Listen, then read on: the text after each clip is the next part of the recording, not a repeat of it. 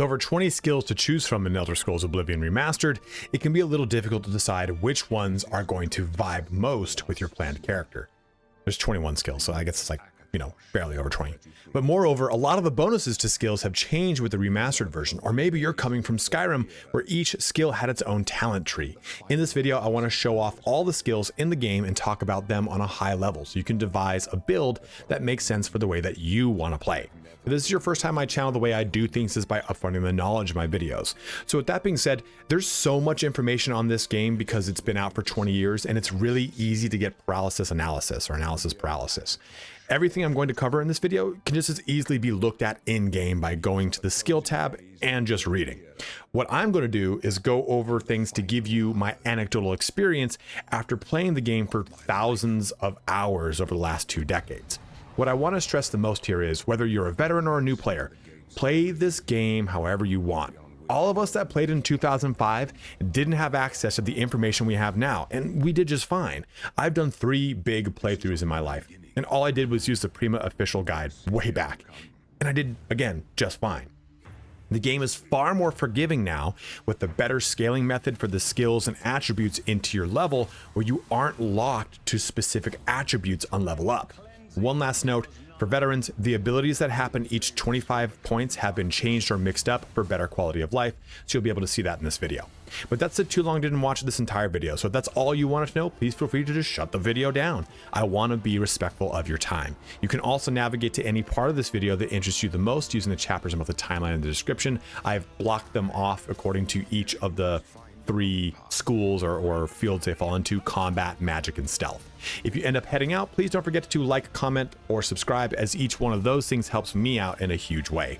Lastly, if you've not yet purchased the game, you can find a link to Fanatical in the description and pinned comment, which will get you a Steam version of the game for 17% off, and I make something like a 4% commission, which goes directly towards my Mini Aussies toy fund.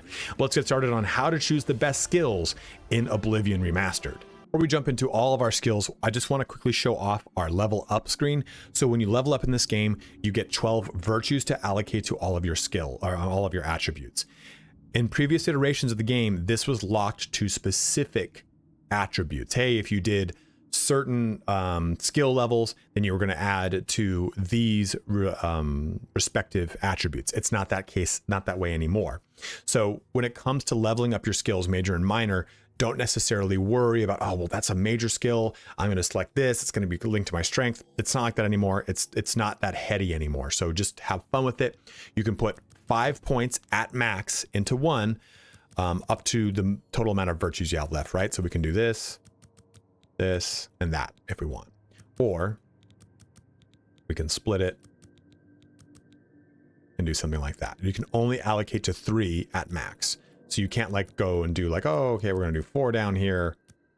All right, we're going to do like 2 here, then 2 here, then 2 here. You can't do that. You only 3 stats. Says choose 3 attributes to increase, can be increased.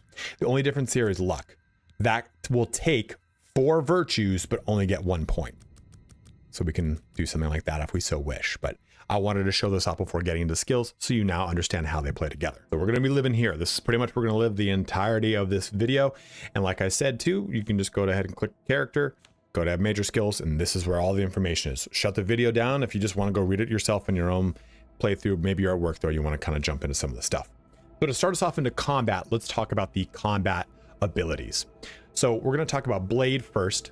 And what you see here is we're going to go through 25 levels of abilities. Every 25 points into all skills, you'll unlock Novice, which has nothing, then Apprentice at 25, Journeyman at 50, Expert, and then Master. If you played Ultima Online, you'll know what that feels like. That was every 10 points though. So for Blade, we go Apprentice, your power attacks deal more damage and blade weapons are more durable, which is nice because the power attacks in this game are directional. If you're forward, if you press forward and power attack, you'll lunge. Backwards, you'll do a backward sweep. Left and right, you'll do a sideward slash and then move in that direction. So you'll get more damage out of those.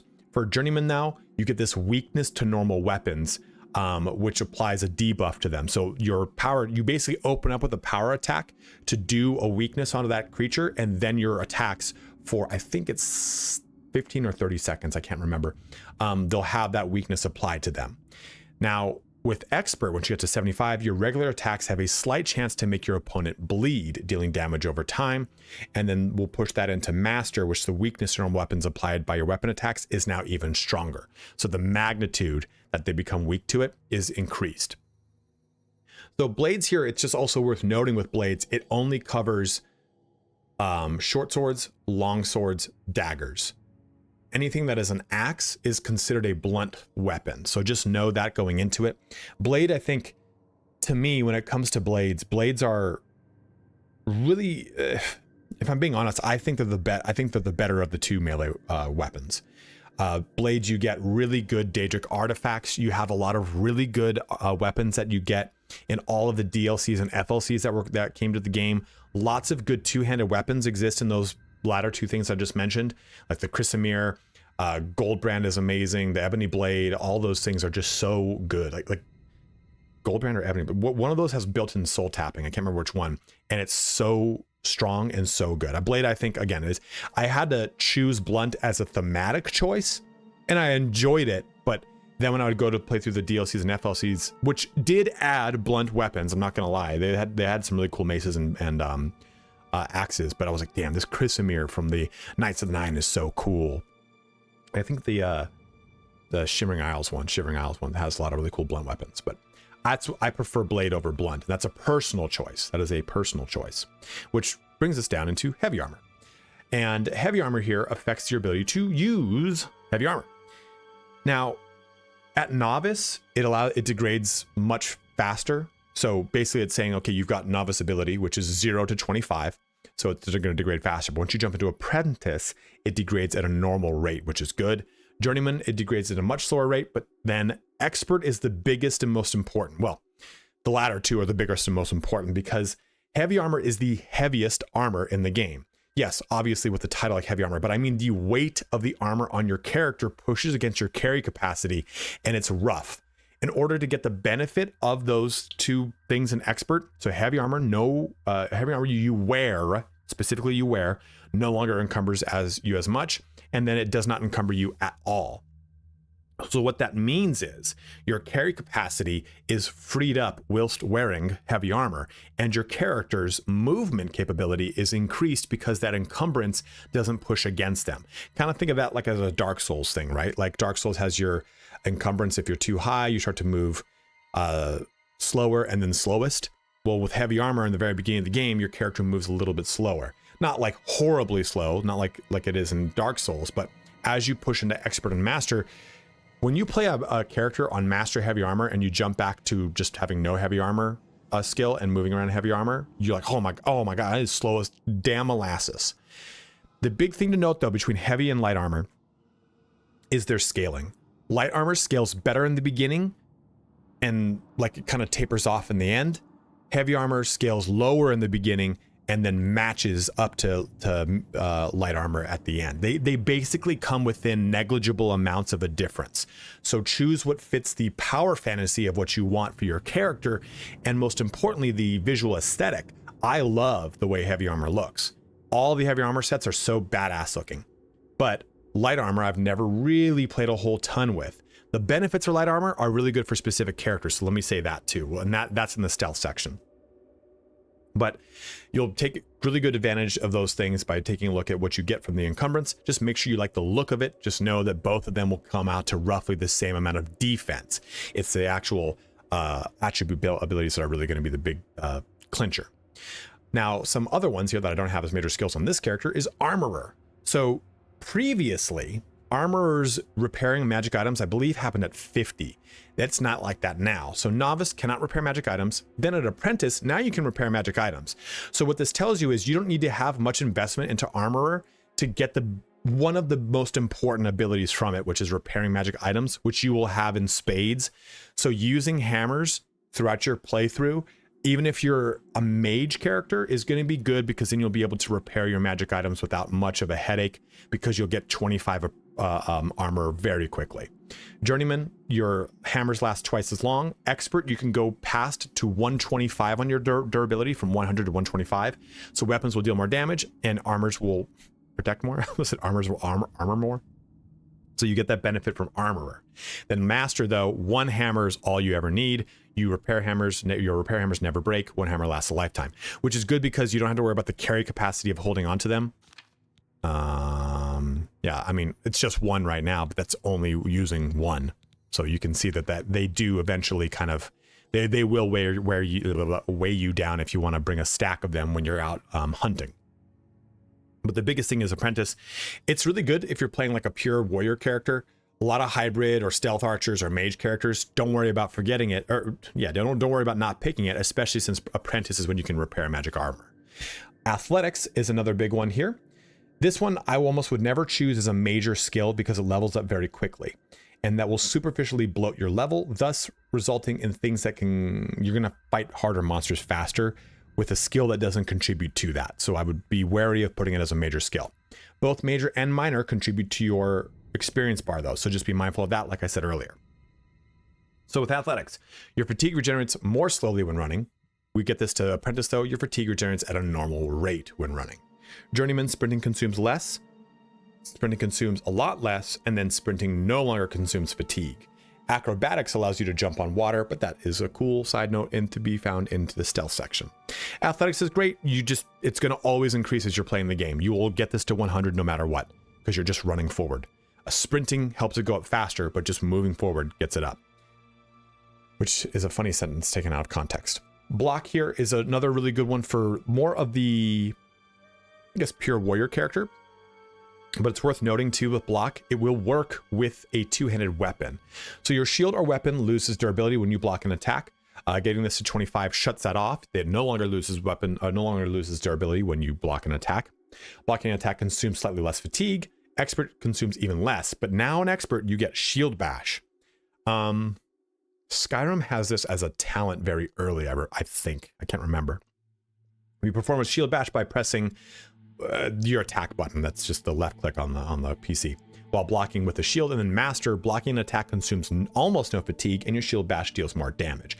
Shield bash was crucial because it was a way to open things up. You'd shield bash them, they'd stagger back a little bit because it did a lot of fatigue damage to them, and it would kind of give you a chance to do some good damage.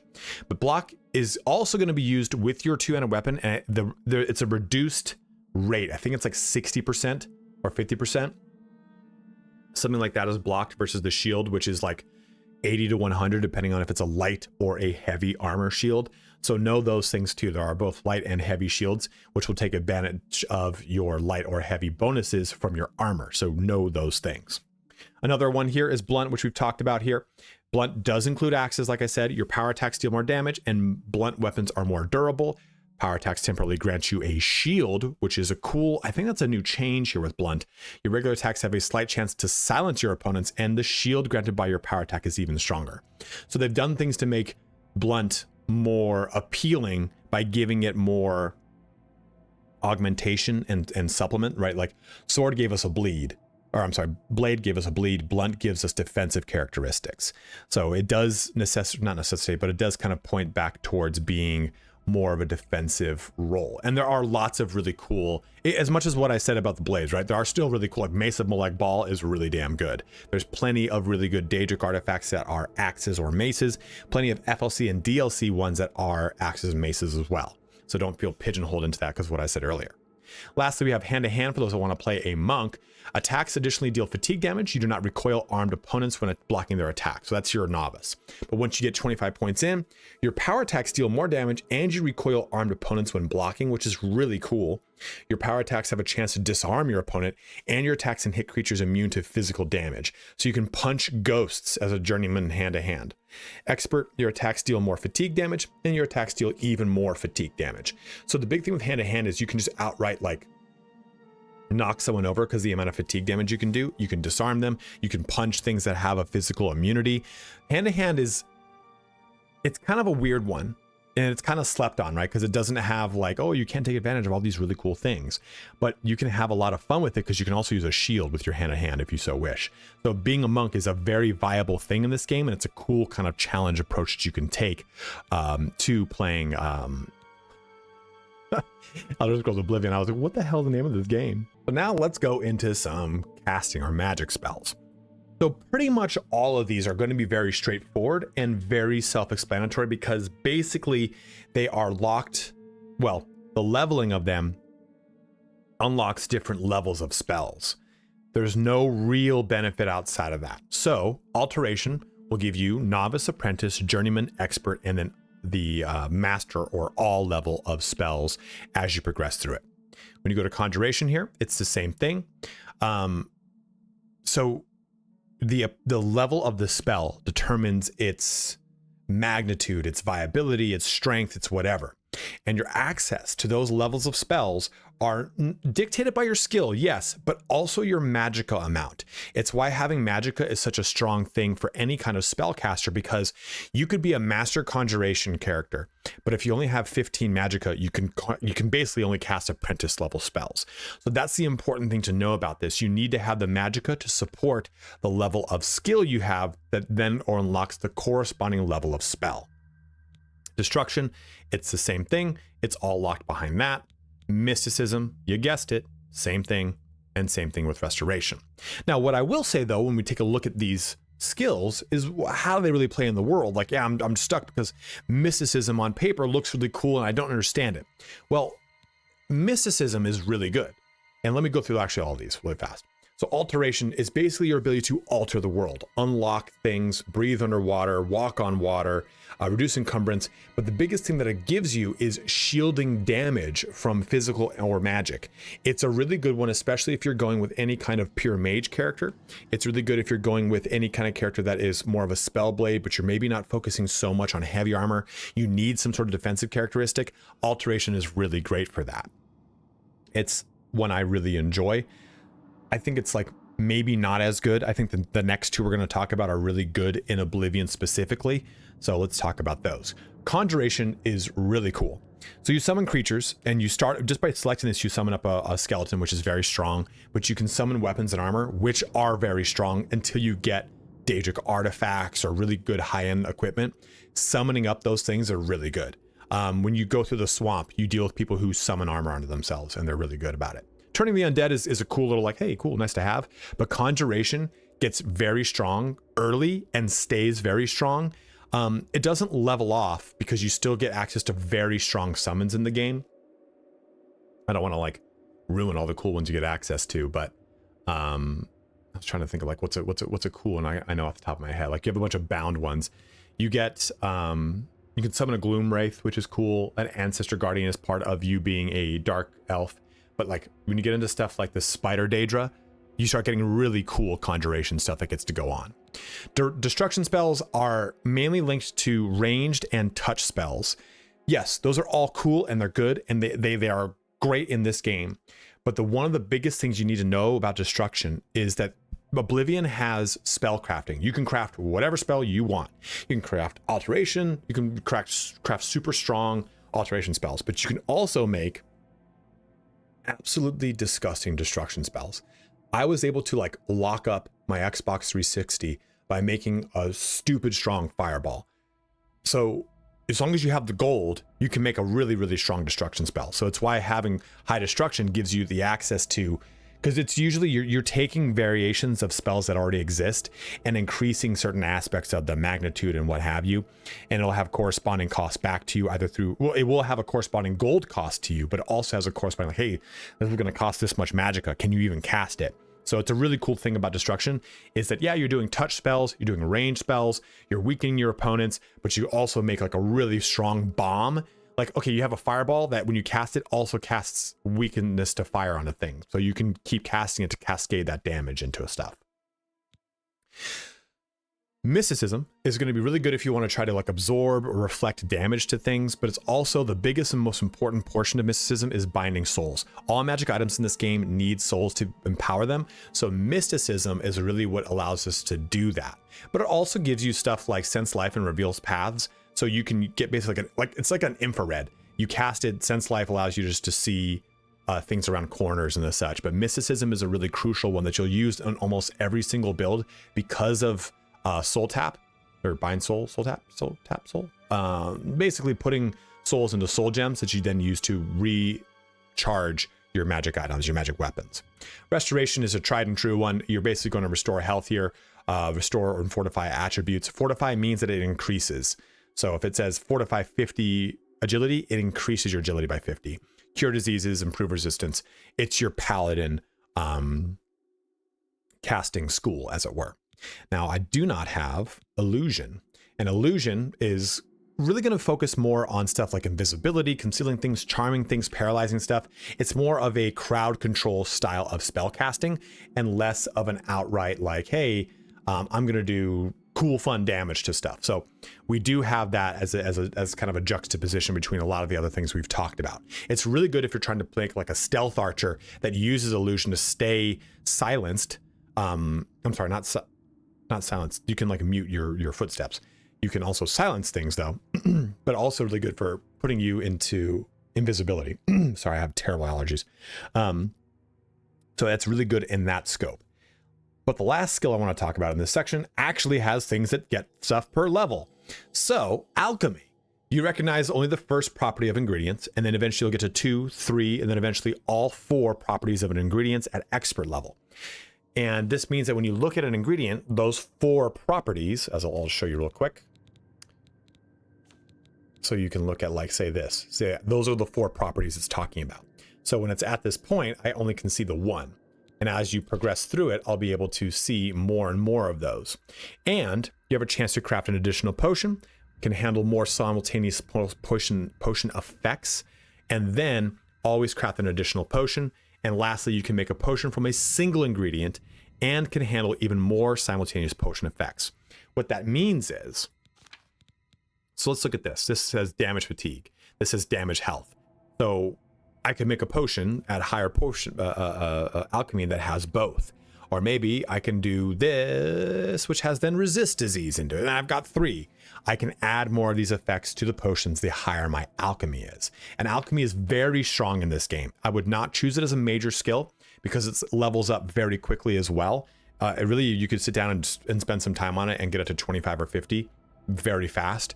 So that would then superficially bloat your level, thus resulting in you fighting things that are higher level than you while you don't have higher skills. Again, a lot of that skill scaling has been fixed in the remaster, but I want to at least give you that disclaimer up front. For our last skills, we have stealth. And it bothers me that none of this is in alphabetical order.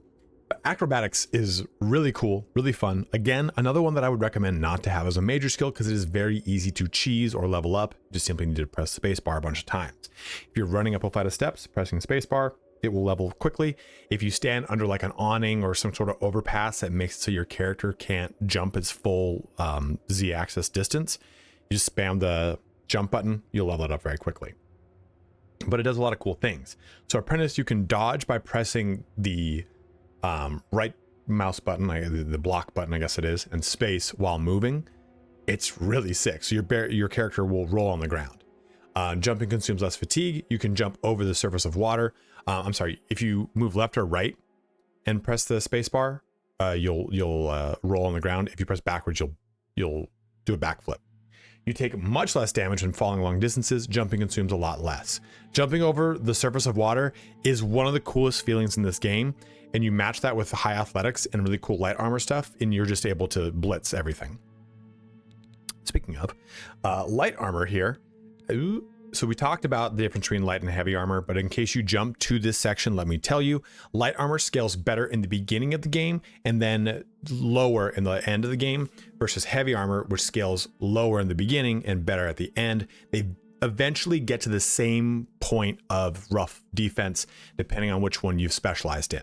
The important point of it is, you know, what you're looking to get the benefit from as the armor is concerned, right? Like stealthing around in heavy armor is harder because it makes more noise. So light armor here, light armor you wear degrades much faster than at a normal rate, then degrades much more slowly, then no longer encumbers you at all. Then when wearing light armor exclusively, your protection is greatly increased. So you get, with that master ability, you get basically a very comparable portion of heavy armor defense. Just you're now very, very light and easy to move around. It's so fast. It's disgustingly fast. It's really cool. So that's your light armor. Into marksman now. So you consume fatigue while drawing a bow, up to you no longer consume fatigue while drawing a bow. That's apprentice. Journeyman, you can focus your vision while aiming by holding down, which basically means it gives you a slight zoom. Your arrows have a slight chance to paralyze the target on hit, and your arrows have a great chance to paralyze the target on hit.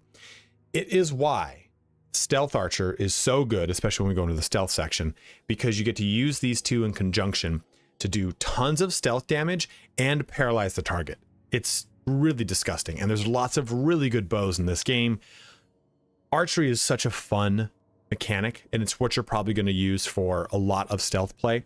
But I will tell you too, being a marksman that uses heavy armor and doesn't stealth is still a very fun play style. It's what I did for the very first Oblivion character I made. I was blades, block, armorer, heavy armor, marksman, and I think I did restoration because I wanted to be like a paladin of some sort that healed himself, and mysticism I think it was.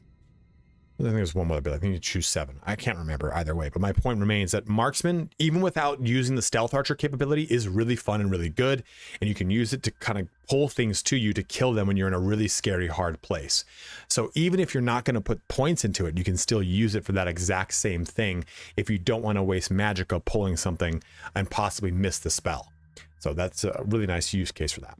Mercantile here is the ability to get better deals on things. So the value of items you sell is reduced if the item is in poor condition. The value of items you sell is no longer reduced, but the merchant also offers better items to you. You can buy and sell any item to any vendor. Merchants also offer even better items. So before 50, you have to sell to the respective vendor. Armor merchants buy armor, weapon merchants buy weapons, so on and so forth. With 50 journeymen, an armor merchant will buy all of your ingredients, everything under the sun. Expert, all merchants have more gold available, meaning you can sell more to them, and you can invest in the shop to permanently increase that gold's of the merchant's available gold. So you basically can sell higher priced items to them over time. And then lastly, you buy and sell items at the best price possible. Merchants offer the best items they have. And those items scale too with your level.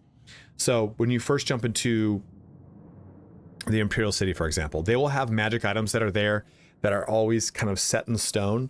But as you jump through your mercantile, they'll get access to better items on that list. But as you jump through your levels, the very first items they have, let's just say on an armorer, they'll have iron. And then as you get to a certain break point, they'll then have steel. Then they'll have Daedric or Orcish eventually, whatever it is, right? But the mercantile gets you an additional stock of items that are good too. So you'll scale 2 ways with this skill, with the skill itself and with your character level. Security here, up to 4 tumblers will fall when you fail and break a lockpick. So tumblers are how you're going to do. I personally, in my opinion, lockpicking in this game is more fun than it is in Skyrim. It just feels a little bit more true to how you would lockpick stuff, and it's just a little bit more engaging to me. Up to 3 tumblers will fall when you fail and break a lockpick. If you're going through the beginning portions, like it's a tumbler goes from easy, or from very easy is 1, easy is 2, normal is 3, so on and so forth, right? Average is 3. So this is telling you when you fail, all tumblers come down, and then 3, then 2, then 1. So basically on expert, when you fail and break a lockpick, then you don't have to worry about it. So security, I'm pretty sure used to at master not break lockpicks. So that has been changed, I think. And you can feel free to comment in the section below, or in the comment section below if I'm wrong here. But no tumblers fall when you fail a lockpick, fail and break a lockpick. So basically, every time you fail a lockpick with high security, you have the ability to just keep doing what you were doing. No tumblers are going to fall back into place. That's a really nice thing here. So security is really good. But what I will say about security is, you'll get an artifact called the skeleton key, which just kind of circumvents the skill entirely, because you can just spam the auto attempt button, because the skeleton key is a never breaking lockpick. So it's you have to find it for one. Don't just Google it, because it's not fun to do that. It's finding them is half the fun of doing it. And you'll have the advantage of using security up until you do find it. So there is those things to consider. I'm going to talk about sneak last. So speechcraft here, you have no particular benefit here, but your disposition decreases more slowly over time when trying to persuade a character, because the persuade is a mini game. So that disposition decreases the longer you take. You can rotate once for free when trying to persuade a character. So this allows you to rotate the little mini game dial to have it line up better. And then bribes cost much less, so you can bribe to increase your disposition. Bribes now cost less. Now for Master, disposition no longer decreases over time when trying to persuade a character. So the mini game is pretty much just infinite there when you're going about it. And disposition is also less impacted by the most disliked action, because in that mini game you're choosing 2 actions of varying like and 2 actions of varying dislike. So when you choose the most disliked one, it's not going to be as impactful. That's your speechcraft. It works hand in hand with mercantile, because better disposition increases and decreases your buy sell rate. Sneak here is our last one, and it is the reason you make a sneak archer. Affects your ability to move unseen. So hitting enemies while undetected deals extra damage, particularly with daggers. With an apprentice, oh, and that's worth noting, your melee damage modifier, it's just like Skyrim. Your melee damage modifier is increased versus your ranged damage modifier. I think by default it's like 1.5, then goes up to 2, then to 5x with ranged, and with melee it's like 5x all the way up to 10x, something like that. But either way, your melee damage is more. So Apprentice, your sneak attacks are a lot deadlier. Journeyman, you make less noise when moving while sneaking. Expert, you are harder to detect in bright environments. And Master, your sneak attacks ignore the opponent's armor. You'll be able to basically gib people outright when you use sneak attacks in conjunction with high marksman or high blade. It's really good. You'll be able to put a bleed effect on them with blade. So here's one thing I used to do. For those of you that played Dark Ages of Camelot, I used to run a sneak character that used 2-handed blunt weapons. Or 2-handed swords, kind of like the Shadow Blade from Midgard. Again, if you play Dark Ages of Camelot, you know what I'm talking about. And it was really fun to just drop tons of damage. Now, I did that in Skyrim. The damage bonus for sneak only applies to daggers, I believe, in Oblivion, which is a bit of a difference. So just be mindful of that. If you're going to go with more of a melee character, you want to focus on daggers and range weapons. So just know those things, but those are all of your skills. So whether you're going with any sneak skill, you're going with any magic skill, you're going with any combat skill, there's plenty to take advantage of and do. Now, you still might not have a good idea of what you want to go with, but what I would say is go ahead and choose whatever you want. And then by the time you get through the sewer, you can come to the point in the game where you simply talk to this gate right before you leave, and then you can choose a different race, a different birth sign, a different class, and then class is all of your skills, right? So don't have so much analysis paralysis when you're first trying to choose your character in the sewers, because you can reset all this right before the sewers. And I do recommend, here, continue, that you save right at this point. When you see this, just make a hard save, because that way you can always come back to this point and reset the character. If you go play for an hour or two and go, God, I just do not like this character, just come back here rather than having to go through the entire sewer again. But hopefully this helps you out in determining which skills you're going to play for your custom build or for any build in Elder Scrolls Oblivion Remastered. If you have any comments about this as far as like, hey, I'd definitely recommend these things over those things, let it be known in the comment section below. But as always, guys, thank you so much for watching here today. Have a good one and take care.